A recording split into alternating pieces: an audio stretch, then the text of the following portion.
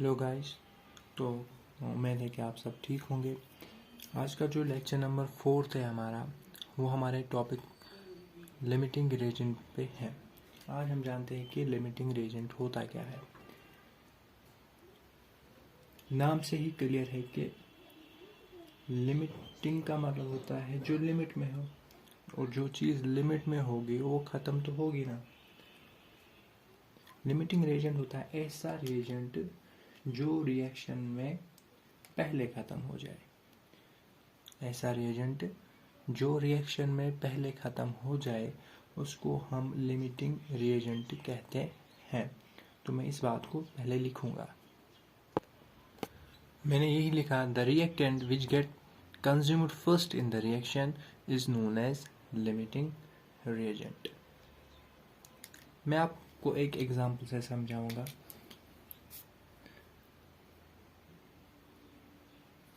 जैसे कि एक रिएक्शन है,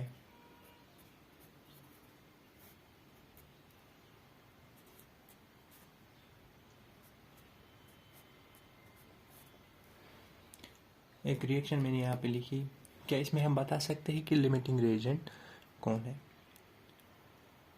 इसमें हम नहीं बता सकते हैं कि लिमिटिंग रिएजेंट कौन है, क्योंकि इसका जो मतलब होता है वो आप समझो। इसका मतलब हो कि अगर फ्यूचर में रिएक्शन होगी तब 3 मोल्स ए के मिलेंगे, 1 मोल बी का मिलेगा और प्रोडक्ट फॉर्म होगा।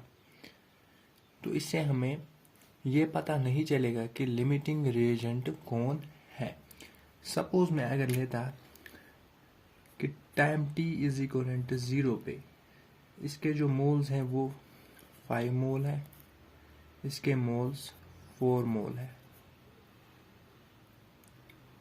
तो प्रोडक्ट इनिशियली क्या होगा 0 0। ठीक है, तो इसमें हमें ढूंढना है कि लिमिटिंग रिएजेंट हम कैसे निकालते हैं।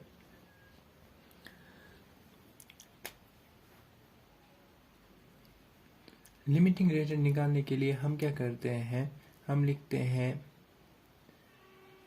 लिमिटिंग रिएजेंट होता है moles divided by stoichiometric coefficient. Moles divided by stoichiometric coefficient हमें क्या देगा, लिमिटिंग रिएजेंट देगा। Moles divided by stoichiometric coefficient जिसका क्या होगा, ये रेशियो जिसका मिनिमम होगा, क्या होगा मिनिमम, वो हमें क्या देगा, लिमिटिंग रिएजेंट। स्टिशियोमेट्रिक कोफिशिएंट क्या होता है, स्टिशियोमेट्रिक कोफिशिएंट होता है रिएक्शन को बैलेंस करने के बाद ये जो यहाँ पे कोफिशिएंट मिला हमें, यहाँ पे जो कोफिशिएंट मिला यहाँ पे ये स्टिशियोमेट्रिक कोफिशिएंट कहलाते हैं।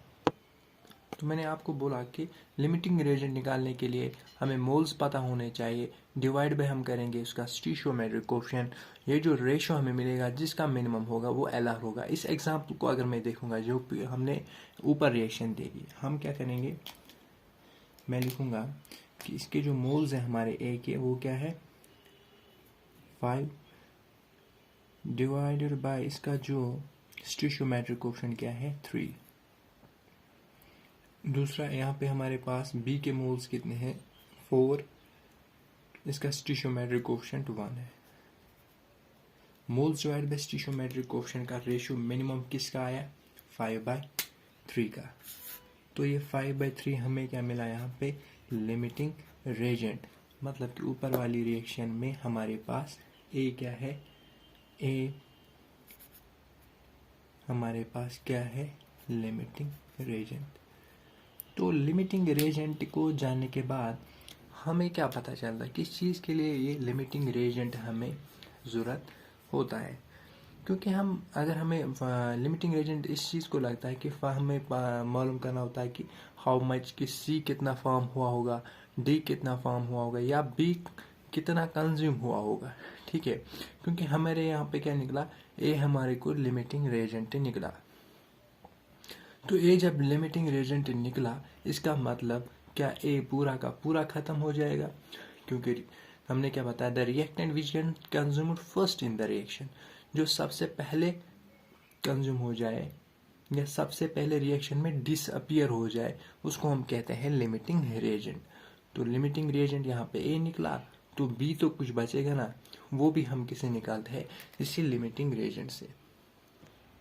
यहाँ पे मैंने 7 स्टार करके एक पॉइंट लिखा, मैंने बताया लिमिटिंग रिएजेंट के लिए रिएक्शन का बैलेंस होना नेसेसरी है। For limiting reagent balancing of reaction is must, क्योंकि हमें उसी से हमें स्टिशियोमेट्रिक कोएफिशिएंट्स मिलेंगे। सेम एग्जांपल मैं आपको यहाँ पे दूंगा कि मैंने बताया कि अगर हमारा ए का कितना है 5 मोल, बी का कितना है 4 मोल, तो हमने बताया कि मोल्स डिवाइड बाय स्टिशियोमेट्रिक करके ए हमारा क्या निकला, लिमिटिंग रिएजेंट। तो हमें देखना है how much B remains, B कितना बचा, क्योंकि अगर ए लिमिटिंग रिएजेंट हुआ तो इसका मतलब ये है कि ए पूरा का पूरा कंज्यूम हुआ।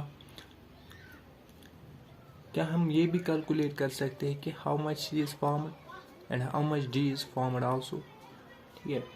तो इसको करने के लिए हम इस रिएक्शन से हम ये समझ सकते हैं जब ए के 3 मोल होंगे तब बी का 1 मोल इसके साथ रिएक्शन करके प्रोडक्ट फॉर्म करेगा।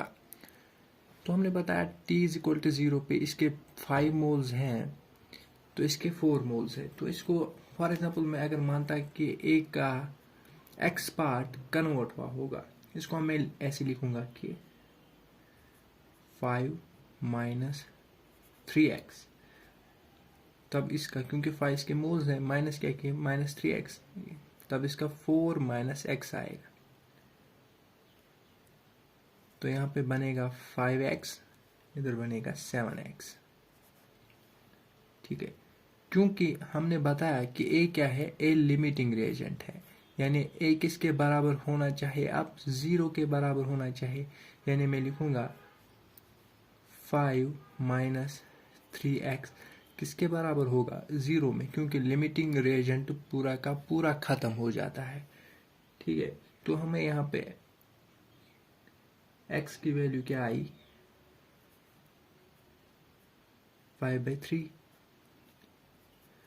तो हमारी x की वैल्यू क्या आई 5/3, यानी हम ये कैलकुलेट कर सकते हैं कि मोल्स ऑफ बी कितने बचे।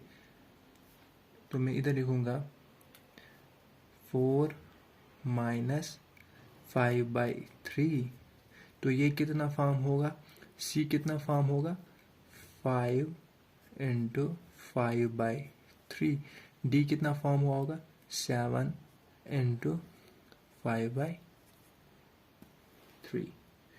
तो एक क्वेश्चन से आपको अच्छे से ये क्लियर हो जाएगा। क्वेश्चन दिया गया है, हमें क्वेश्चन में क्या पूछा गया, हमें बताना है वेट ऑफ BaSO4 कितना बना होगा, वेट ऑफ BaSO4 फॉर्मड, वो यहाँ पे यानी कितना ये BaSO4 फॉर्म होगा। कंडीशन हमें दी गई है कि T इज इक्वल टू 0 पे हमने Al2SO4 होल थ्राइस के 3 मोल्स लिए, BaCl2 के 9 मोल्स लिए। तो सबसे पहले अगर मैं लिमिटिंग रिएजेंट का कंसेप्ट लगाऊंगा तो सबसे पहले मैंने बताया वहाँ पे 7 स्टार करके वो पॉइंट कि रिएक्शन का बैलेंस इज द मस्ट।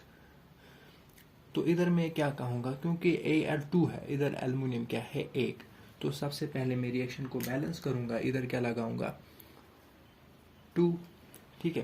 तो एल्युमिनियम तो हो गया इधर बैलेंस, SO4 कितने टाइम्स है 3 टाइम्स, तो मैं इधर लगाऊंगा 3 टाइम्स। बेरियम कितने टाइम्स में आएगा इधर 3।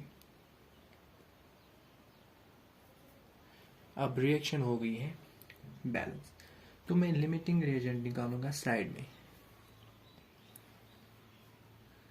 इधर मैं क्या निकालूंगा लिमिटिंग रिएजेंट कौन है। लिमिटिंग रिएजेंट निकालने के लिए मैंने क्या बताया, मोल्स डिवाइड बाय स्टिशियोमेट्रिक करेंगे। मोल्स डिवाइड बाय स्टिशियोमेट्रिक जब इसके करेंगे तो मैं इधर ही करूँगा, लिमिटिंग रिएजेंट होता है मोल्स डिवाइड बाय स्टिशियोमेट्री, यानी 3/1, वो कितना आया 3। इसका करेंगे तो वो आया मोल्स, इसके मोल्स 9 मोल्स दिए गए हैं, डिवाइड बाय इसका जो स्टिशियोमेट्रिक कोएफिशिएंट था वो कितना है 3, तो यहाँ से भी क्या आया 3, यानी लिमिटिंग रिएजेंट इन दोनों में हम कोई भी ले सकते हैं, ठीक है। तो अब हम अब हम कैसे वेट ऑफ BaSO4 निकालेंगे? तो हम कंपेयर करेंगे with any one, compare with any one. चाहे इससे कंपेयर करो चाहे इससे कंपेयर करो, आंसर हमारा सेम आएगा, क्योंकि ये क्या है, ये दोनों लिमिटिंग रिएजेंट है, क्योंकि रिएक्शन बैलेंस है। अगर मैं कंपेयर करूंगा, यहाँ पे मैं कंपेयर करूंगा Al2SO4 होल थ्रो से, ठीक है, क्योंकि यहाँ पे क्या है, इसका स्टीशियोमेट्री 1, क्योंकि रिएक्शन यहाँ पे बैलेंस है, तो इसका 1 मोल से कितना बन रहा है, 3 मोल्स ऑफ BaSO4। जब हम इसके 3 मोल लेंगे तो क्या यहाँ पे 9 बनेंगे, यानी मैं लिखूंगा इधर, अगर 1 मोल से, मैंने क्या लिखा यहाँ पे, मैंने लिखा अगर एक Al2SO4 से क्या 3 BaSO4 के मोल्स मिल रहे हैं, तो क्या 3 मोल से कितने मिलेंगे, 9 मोल BaSO4। क्या हमें BaSO4 के मोल्स मिले? हाँ, हमें BaSO4 के मोल्स मिले। क्या हम इसका वेट निकाल सकते हैं? हाँ, वो बहुत इजी है, क्योंकि वो हमने पहले लेक्चर में ही पढ़ा कि मोल्स होते हैं वेट डिवाइडेड बाय, क्योंकि ये मॉलिक्यूल है तो यहाँ पे क्या लेंगे, मॉलिक्यूलर वेट। BaSO4 के कितने मोल्स आए, 9। इसका जो मॉलिक्यूलर वेट होता है वो कितना होता है, वो होता है 233। तो ये क्या मिले, वेट ऑफ BaSO4 फॉर्मड, क्योंकि ये प्रोडक्ट है, ठीक है। तो वो कितना ग्राम्स हमें मिला, वो मिला हमें 2097 ग्राम्स, ठीक है।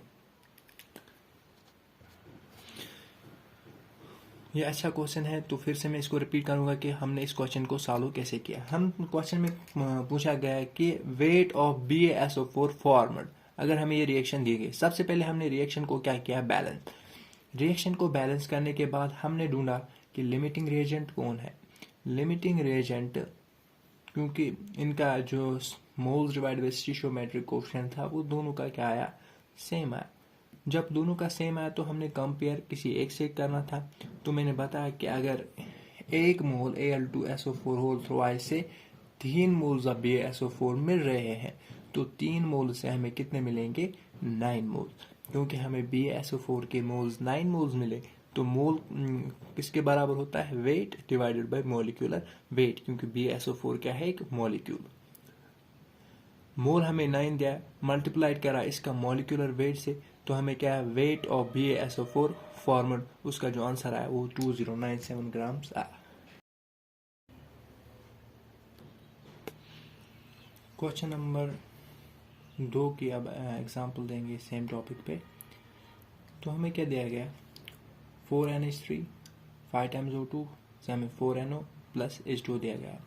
हमसे क्या पूछा गया, हमें बताया गया है वेट ऑफ NO फॉर्मड, कि NO कितना बना होगा इस रिएक्शन से।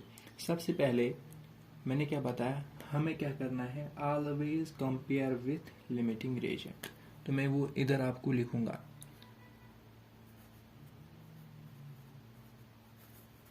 Always compare with limiting reagent, always compare with limiting reagent, ठीक है। तो हमें लिमिटिंग रिएजेंट से कंपेयर करना है। जैसे कि रिएक्शन दी गई है 4 times NH3 5 times O2 4NO। सबसे पहले नाइट्रोजन, क्योंकि हमें क्या देखना है, बैलेंसिंग ऑफ द रिएक्शन ज़रूरी होता है लिमिटिंग रिएजेंट को चेक करने के लिए। क्या इधर 4N है, 4N इधर भी है, क्या इधर हाइड्रोजन कितने हैं, 12, इधर कितने हैं, 2, तो मैं इधर लगाता हूँ 6, ठीक है। ऑक्सीजन कितने हैं, 10, इधर कितने हैं, 4, इधर कितने हैं, 6, हो गए 10। तो रिएक्शन क्या होगी, बैलेंस्ड। तो मैं इस रिएक्शन को लिखूंगा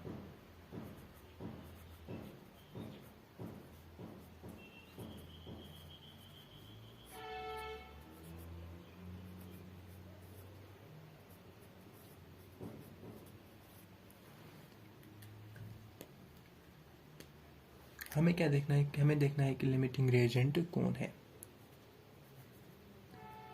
इसके मोल्स कितने दिए गए हैं, इसके 5 मोल्स दिए गए हैं यानी 5, बस इसका स्टीशियोमेट्री क्या है 4, इसके मोल्स कितने दिए गए हैं 6, इसका स्टीशियोमेट्री क्या है 5। मोल्स डिवाइड बाय स्टीशियोमेट्री किसका मिनिमम आया,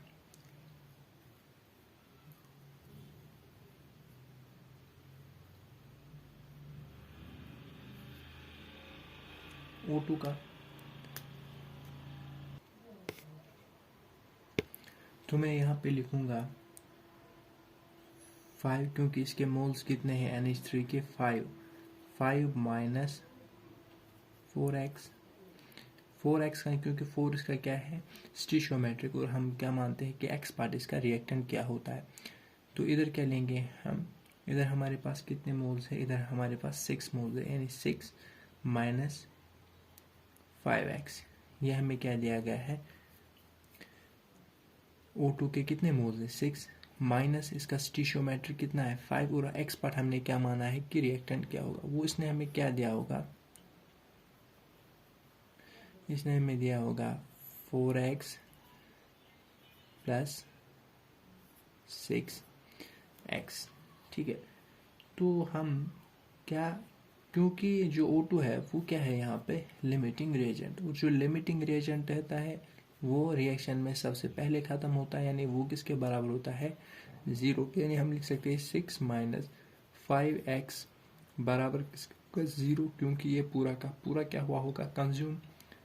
तो x की वैल्यू क्या होगी, x की वैल्यू होगी 6/5। हमने बताया ना यहाँ पे, क्योंकि हमें ऑलवेज किससे कंपेयर करना है लिमिटिंग रिएजेंट से, तभी तो हम लिमिटिंग रिएजेंट से ही कंपेयर करते हैं। तो मैं लिखूंगा कि NH3 कितना बचा होगा, वो होगा 5 माइनस 4, x की जगह क्या है इंटू 6/5। ठीक है, क्योंकि ये अब कितना हुआ होगा 0, क्योंकि लिमिटिंग रिएजेंट पूरा का पूरा खत्म होता है। और कितना NO फॉर्म होगा, वो होगा 4 into 6/5।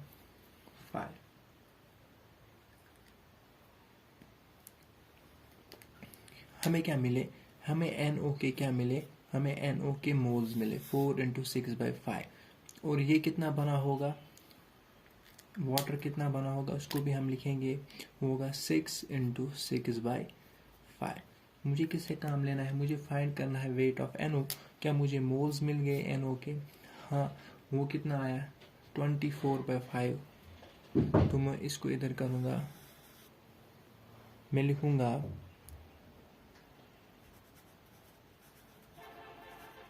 Moles of NO 24 by कितने हैं 5, मोल की वही formula wait in grams bye atomic weight.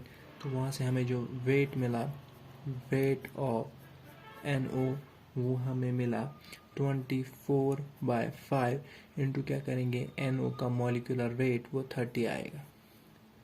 ठीक है, तो इसे यहाँ करेंगे तो ये 6 आएगा, तो आंसर कितना आएगा 144 ग्राम।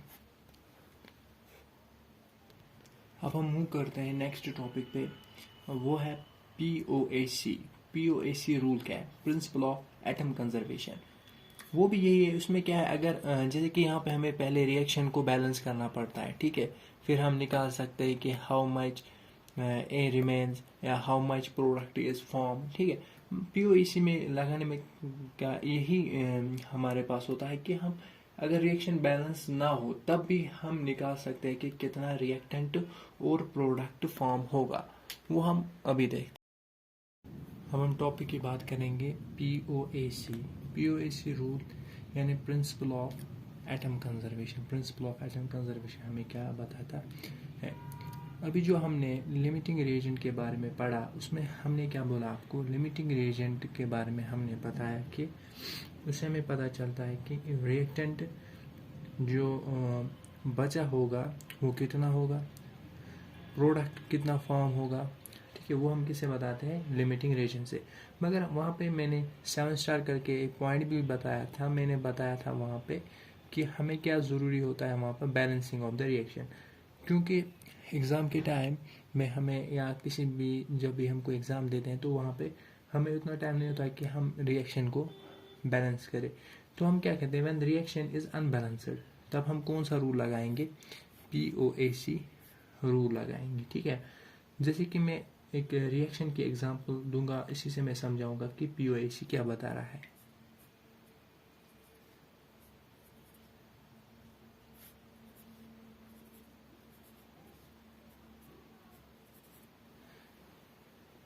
POAC रूल क्या बता रहा है, फॉर एग्जांपल अगर ये है कोई कंपाउंड है, ठीक है, अगर ये कोई कंपाउंड है, इसके डिसोसिएशन पे क्या हमें मिल रहा है, 3A+B। जब इसका कंप्लीट डिसोसिएशन होगा, क्या हमें 3A+B मिलेगा। हाँ, सपोज हम कहेंगे कि वेट ऑफ ए इसमें कितना है, 5 ग्राम।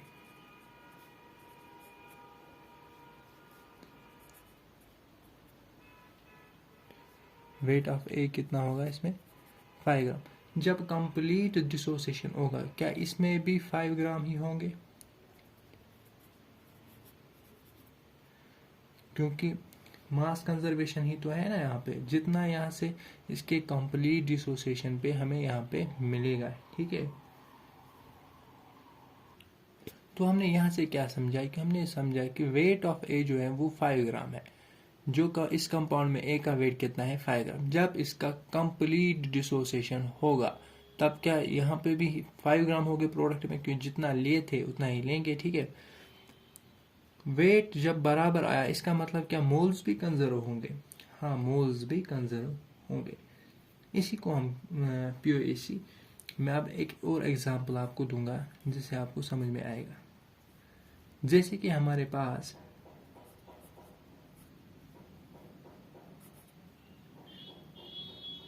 KClO3, जब ये हीट करेंगे हम इसको, तो हमारे पास क्या मिला, KCl+O2। ठीक है, अब हम इस पे क्या करेंगे, POAC में किसी एक पे अप्लाई करूंगा, K पे मैं अप्लाई करूंगा, तो मैं लिखूंगा अप्लाइंग, मैं क्या करूंगा, मैं अप्लाइंग POAC ऑन K। हम K पे क्या लगाएंगे, POAC। देखो कैसे लगाते हैं, तो मैं लिखूंगा moles of K in KClO3 वो बराबर होते हैं इसके मोल्स में 1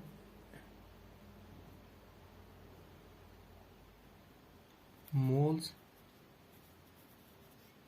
of K in KCl।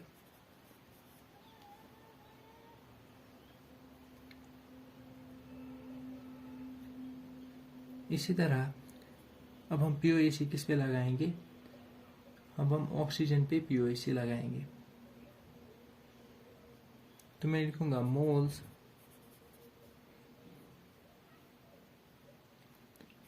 Of O in KClO3 वो किसके बराबर होता है, moles of O in O2। तो इसको लिखेंगे मोल्स ऑफ ऑक्सीजन KClO3 में कितने हैं, वो होते हैं बराबर 3, क्योंकि 3 टाइम्स है ना, 3 into moles of KClO3। Moles of oxygen in O2 कितने हैं, 2 times, 2 into moles of O2। इसको समझेंगे,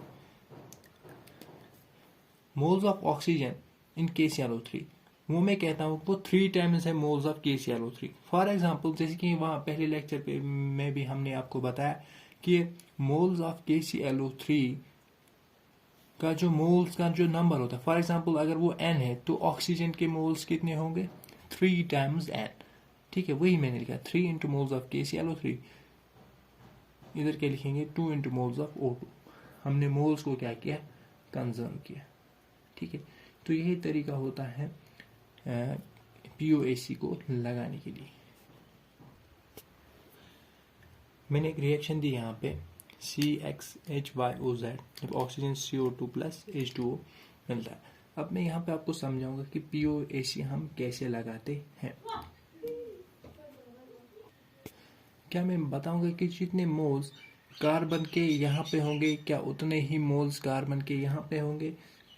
वो किससे हम कहते हैं? हमने बताया वो हम POAC से कहेंगे। तो C पे लगाएंगे हम पहले POAC, तो हम लिखेंगे X times moles of CXHYOZ, क्या वो बराबर होंगे? किस पे हमने POC लगाया? कार्बन पे। तो हम लिखेंगे 1 into moles of CO2। क्या है? हमने POC किस पे लगाया? ये POC हमने किस पे लगाया? कार्बन पे। अब हाइड्रोजन पे लगाते हैं, ठीक है। अब हाइड्रोजन पे लगाएंगे, तो हाइड्रोजन क्या है? Y into moles of CXHYOZ,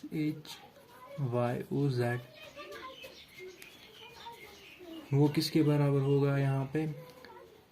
क्योंकि हाइड्रोजन पे लगाएंगे तो वो लगाएंगे 2 into moles ऑफ, तो हमने हाइड्रोजन पे POAC लगाया।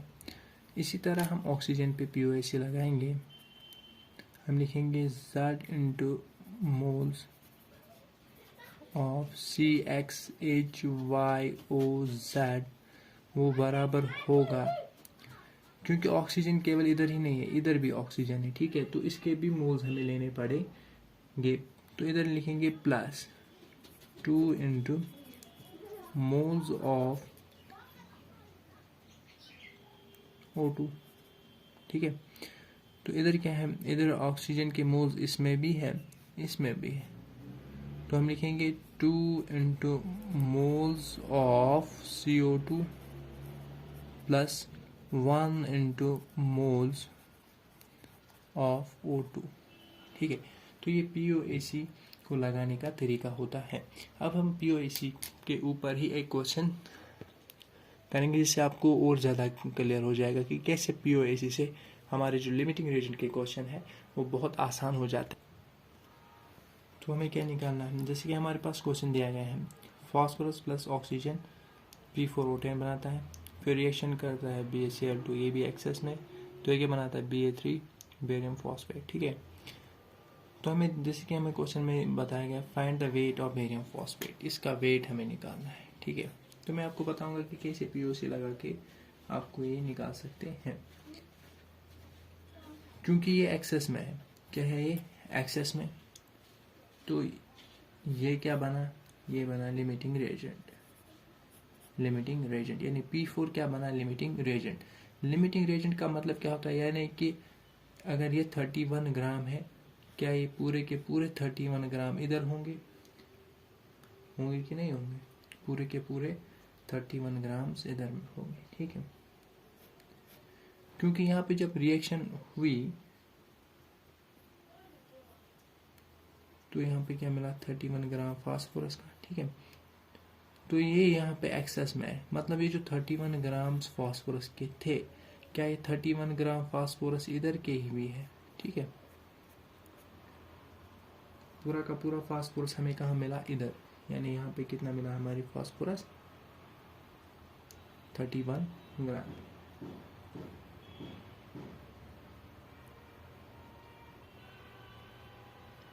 जब यहाँ पे हमें 31 ये मिला, ठीक है, तो फॉर एग्जांपल अगर मैं इसके मोल्स x लूँगा, क्या लूँगा? x लूँगा, तो यहाँ से क्योंकि मोल्स ऑफ फास्फोरस कितने मोल्स ऑफ फास्फोरस वो हमें मिलेंगे 31 ग्राम बाय 31, वो हमारे पास आएगा 1 मोल, ठीक है। क्योंकि अगर मैं इस पूरे कंपाउंड का x मोल लूँगा तो इसमें फास्फोरस के कितने मोल्स होंगे? वो होंगे 2x। 2x किसके बराबर? यहाँ पे हमें मोल्स ऑफ फास्फोरस कितना आया? 1, तो 2x किसके बराबर आएगा? तो x की वैल्यू क्या आएगी? 1/2। क्या ये मोल्स हमें बेरियम फॉस्फेट के मिले? मोल्स किसके मिले? बेरियम फॉस्फेट के। जब हमें बेरियम फॉस्फेट के मोल्स मिले,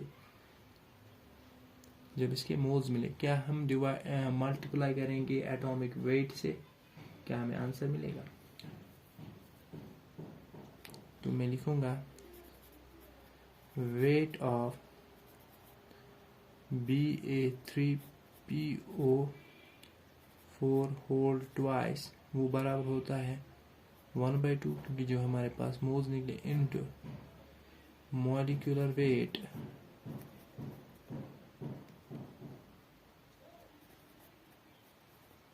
Ba3PO4 होल ट्वाइस। ठीक है, अब आप आंसर खुद निकाल सकते हो। क्वेश्चन समझ में आया कैसे किया?